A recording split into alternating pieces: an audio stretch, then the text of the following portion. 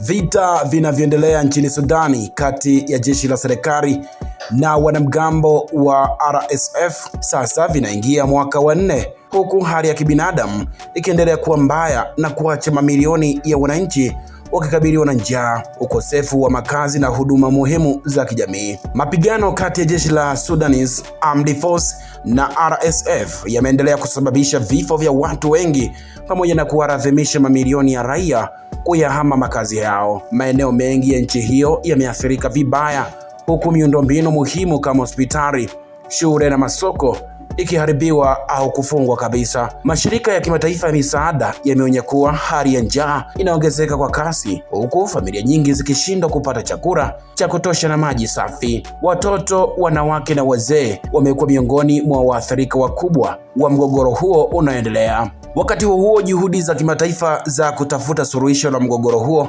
zinaendelea.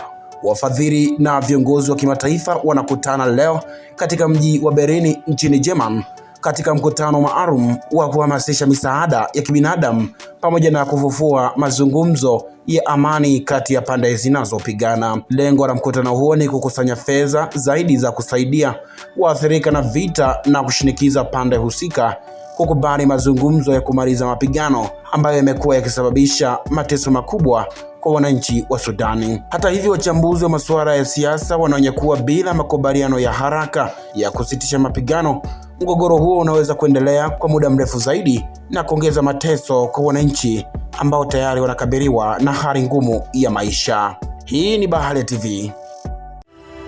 Asante kwa kuifuatilia Baharia TV. Usisahau kulike, kusubscribe, kucomment na kushare.